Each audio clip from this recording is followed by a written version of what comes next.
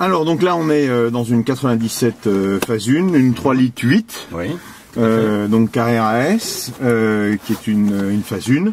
Elle est de quelle année? Elle est de 2005, ouais. 2005, voilà. Début 2005. Et elle a 68 000 km. Alors on a installé il y a plusieurs mois maintenant un échappement Scar à valve pour cette auto. Et là on va faire un essai qui est effectivement assez rare puisque Philippe a sa voiture équipée depuis plusieurs mois. On a fait ça quand au mois de mars, je crois. Ouais, mars, ouais, donc ça fait presque un an maintenant. Ouais. Et on a une très belle auto qui est très propre. Donc aujourd'hui on va faire un essai, filmé qui permet d'apprécier la voiture avec ses différentes modes de conduite, c'est-à-dire régime stabilisé, ville, route. On passe même par la francilienne, ce qui permet de voir, voilà, d'étalonner, de voir vraiment après vieillissement. Parce que il faut bien comprendre que l'échappement, un échappement à valve, c'est un échappement qui a un double flux.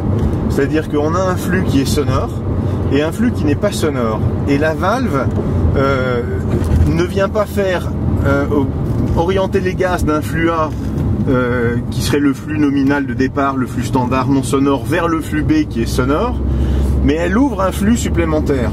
Enfin chez nous, chez moi, échappement Scar, ça ouvre un flux supplémentaire.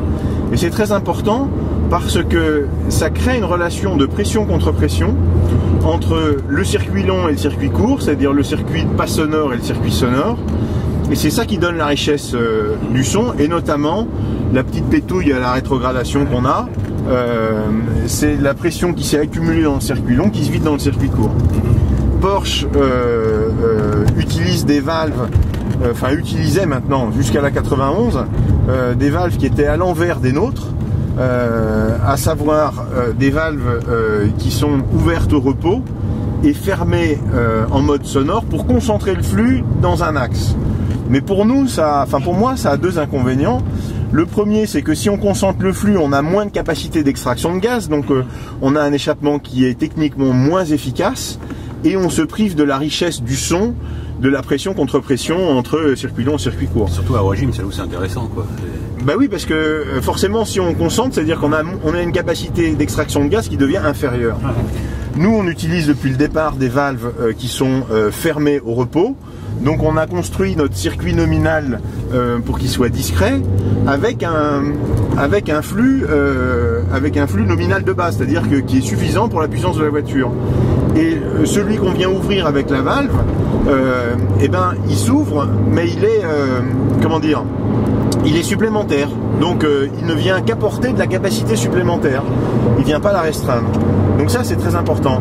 Avec la 91, le Porsche a fait l'inverse, c'est-à-dire a utilisé les valves dans le même sens que nous, à savoir que voilà, elles sont fermées au repos et elles ouvrent une capacité supplémentaire en mode ouvert. Moi je trouve ça plus logique et surtout c'est plus enrichissant du point de vue du son, quoi. Ça c'est assez important.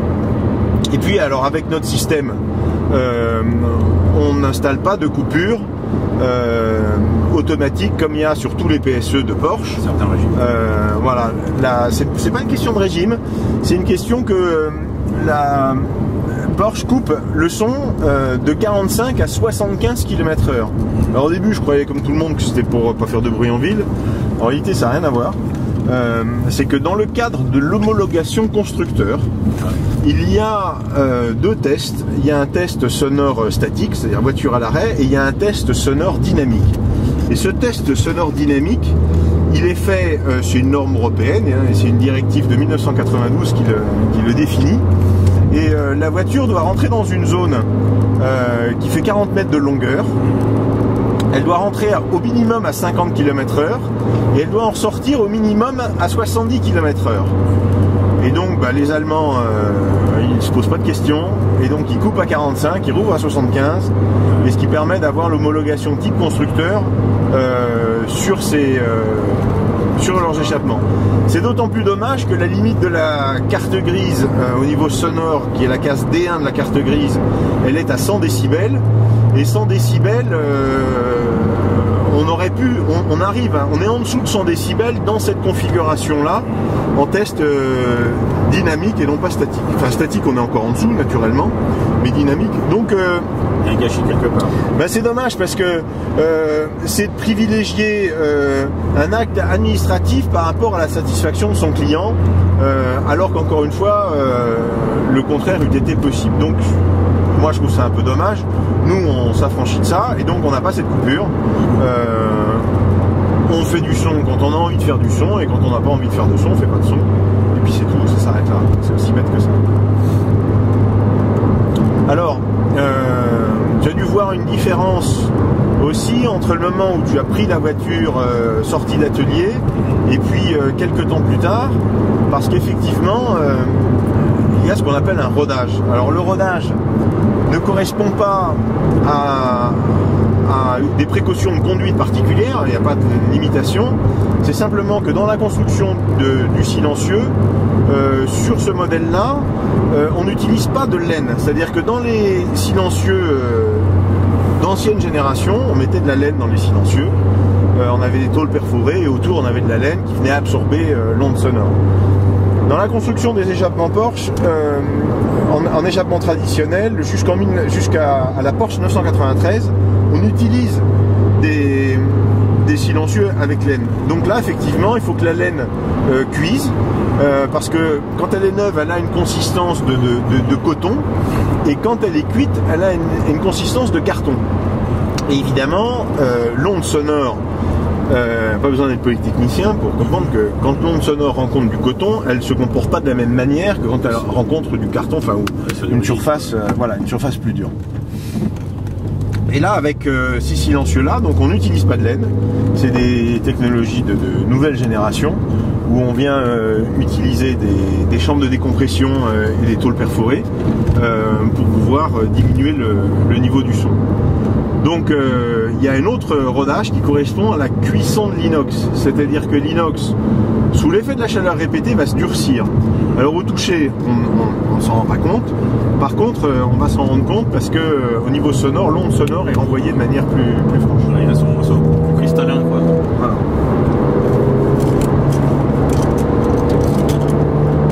Alors on va laisser passer la douane. Donc là, on est sur la francilienne. On va se mettre, voilà. Là, on est en 6e. On est à 100 km/h. 105. Voilà, là, on est à 110. Et si on ouvre les valves en régime stabilisé, on entend le son de la valve, mais on peut très bien faire 500 km valve ouverte dès l'instant où on est en régime stabilisé. C'est tout à fait acceptable. Alors là, malheureusement, aujourd'hui, il pleut un petit peu, mais pour notre petit reportage, c'est pas très grave. Là, on va arriver dans un tunnel, donc effectivement, on va ouvrir les valves. On va ouvrir les fenêtres. Et avec la réverbération du tunnel, on va se rendre compte de ce que ça donne, comme si on était à l'extérieur de la voiture.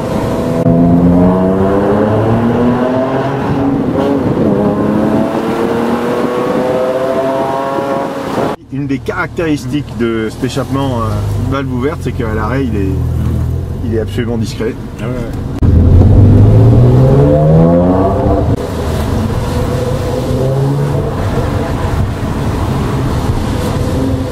Que le moteur respire mieux en plus, c'est peut-être une impression, mais c'est pas qu'une impression, parce que dans l'échappement d'origine c'est un peu un labyrinthe pour ressortir, alors que particulièrement valve ouverte, mais même valve fermée, on a une capacité d'extraction de flux qui est en réalité bien supérieure à l'échappement d'origine.